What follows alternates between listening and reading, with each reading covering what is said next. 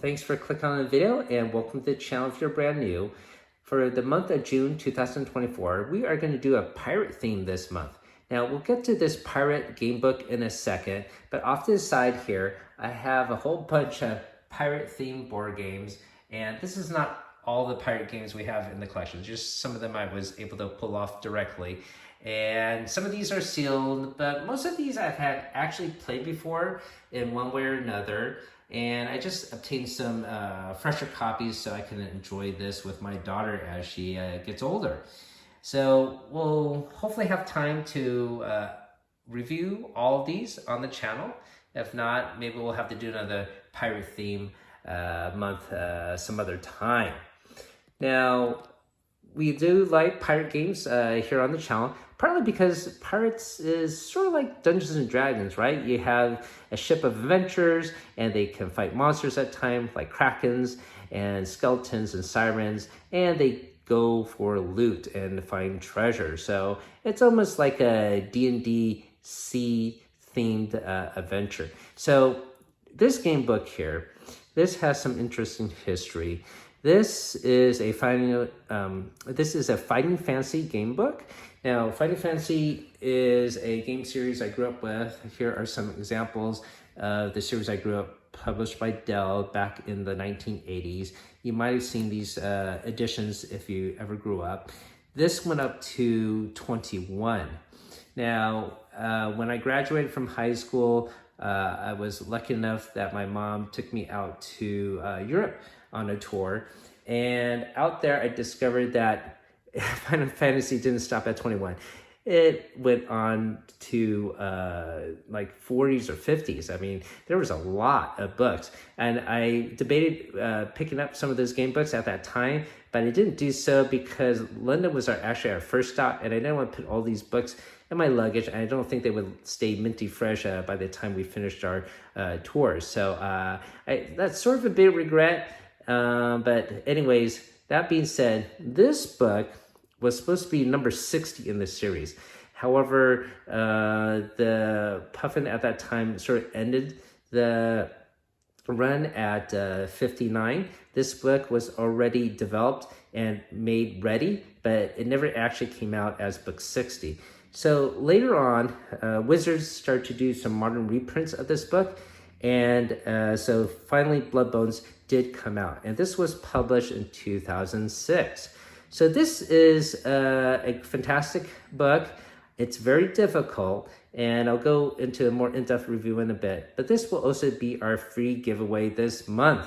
I'll go into the details of the giveaway right now, and we'll save the review of this book a little bit later. As far as why I'm giving away this book, well, I actually have two copies. This is the first copy I obtained. This is a little hard to get in the US as this was only published in the UK. So when I was able to see this on the bookshelf, I certainly had to grab it. This is actually the second printing, and over time I was able to find a first printing later in a different bookstore. So I have two. So this is the one I'm going to keep, and this is the first printing. It has a notation here, a special limited edition, and it has a raised title with a silvery finish, and same thing to the sides. But this is a great book and in really nice condition as well. So to qualify for this giveaway, you have to do several things. First of all, of course, you have to be a subscriber, whether you're new or old. I'm happy to mail this book to anyone within the United States. If you happen to live outside the US, I'm happy to mail this to a friend or family member within the United States. And I'm going to end this contest on June 28th, so that's approximately 4 weeks from now. The other thing I need from you guys is your pirate name. So Bloodbones, of course, is the main villain in this pirate themed book. And leave me a comment down below of your pirate name, and then I know that you want to partake in this giveaway. So for me, my pirate name, I was debating what it would be. And I might pick something ridiculous like Toe Jam, something that would throw people off and they wouldn't know what to assume. Why is it Toe Jam? Does he smell like Toe Jam? Did he hurt his toes? What's going on there? So maybe they would underestimate me. So leave me a comment down below what your pirate name would be. All right, so that's it for the giveaway. So I'm going to talk about the review of the book right now. I'm going to do some generalities, then I'll get into spoilers later, and I'll give you an alert when I do that. So let's just flip it to the back of the book itself so we know what it's about. And Bloodbone lives. The dreaded pirate, Lord Cinnabar, scourge of the 12 seas, plagued the seafarers of the old world in a bloody reign of terror, until a brave adventurer put an end to his evil. Now he's come back from the dead, seeking revenge, and with the dark powers of voodoo at his command. So basically, you are an adventurer in this book, and your family has been killed by Bloodbones, and you sort of seek him out. And he actually turned out to be killed by a bounty hunter.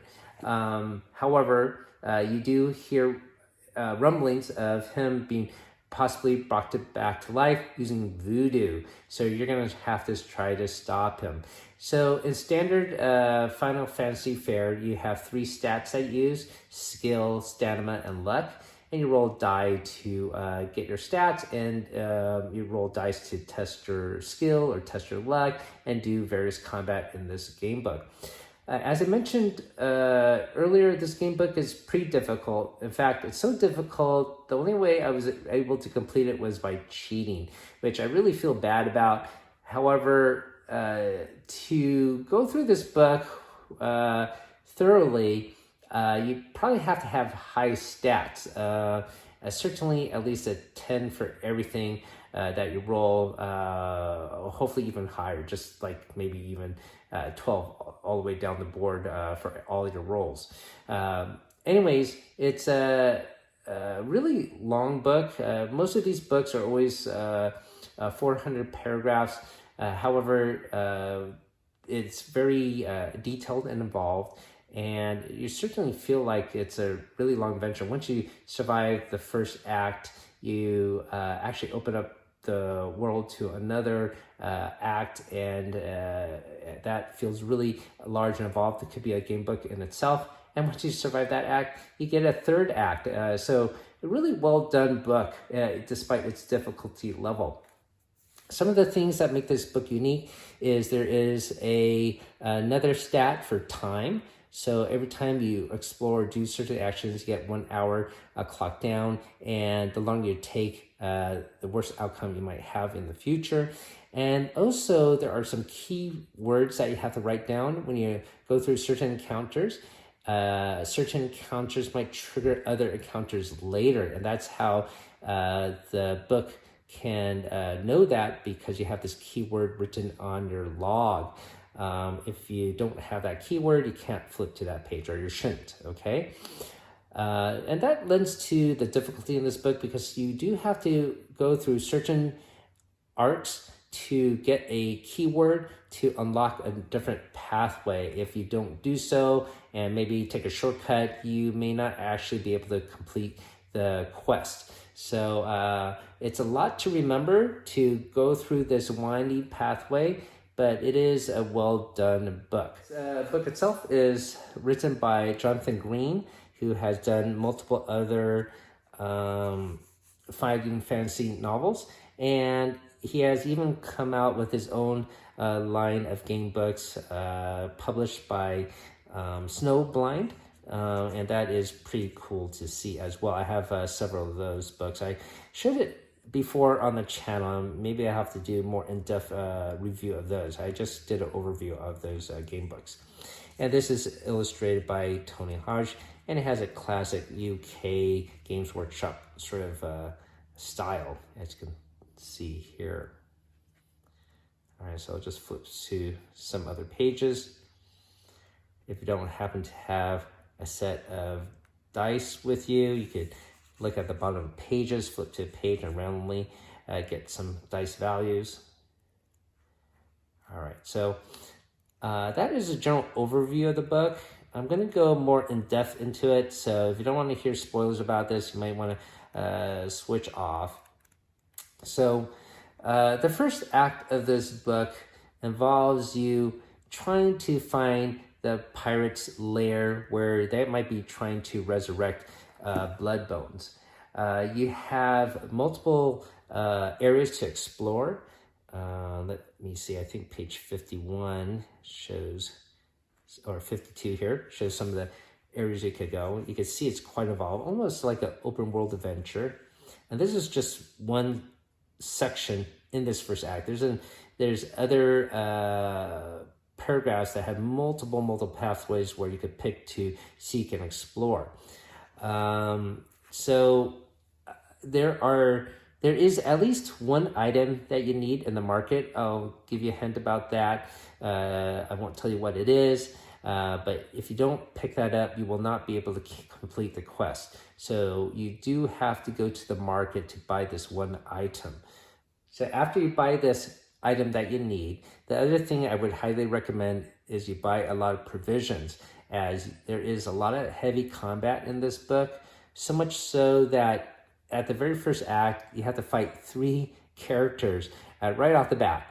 And that will do you damage if you don't have high enough skill. So I recommend you have at least a skill of 10, hopefully 12, would just make it easier. But even with that, there is a lot of combat here. So I think he designed the game book to have that battle in the front, because if you had a low roll and you just kept what you rolled, like for example, a 6, then you'll probably be killed off, and it wouldn't be worth your time to actually continue the book with a skill of only 6, because you would just not be able to survive the other battles and encounters later on in the book. So do keep that in mind. Now, once you are able to find the pirate lair, it opens up the world to a second act where you're on a boat, and on this boat you have to find clues to where the boat is heading towards. Some of the information you had to pick up a little bit earlier in the first act, and if you fail to do so, well, you won't be able to finish the second act. So that's another confounding thing to do in this book. And remember, this winding path, that is the sure way to get through. So some other game books, you can have multiple pathways to the end. This does not allow you to do that. You do have to follow a certain pathway, and it may not be intuitive at once. And then once you pass the second act, you have to get to the third act, where you're on an island where Bloodbones is being resurrected. And this opens up another sort of open world type area. Not 6 choices as you saw earlier, more, maybe 4. But either way, it's still wide open.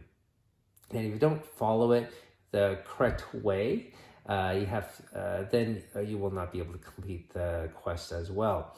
So as I mentioned earlier, I was only able to complete this book by cheating because there's a lot of combat to be had, and invariably I went the wrong way. I had to, backtrack, flip the page back, and sort of see where to go. Otherwise, I would probably have spent maybe 30 or 40 playthroughs just to find the right pathway.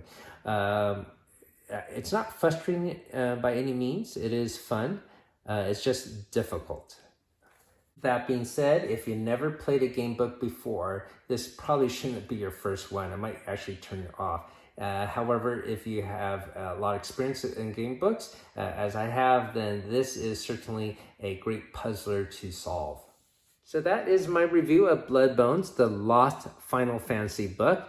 This was once again published by Wizards in 2026, and you can own your own copy. So if you are interested in this, just follow the instructions on the giveaway as I detailed earlier, and hopefully you can win your own copy. Thanks for watching, everyone. Have a great day. Keep on adventuring out there.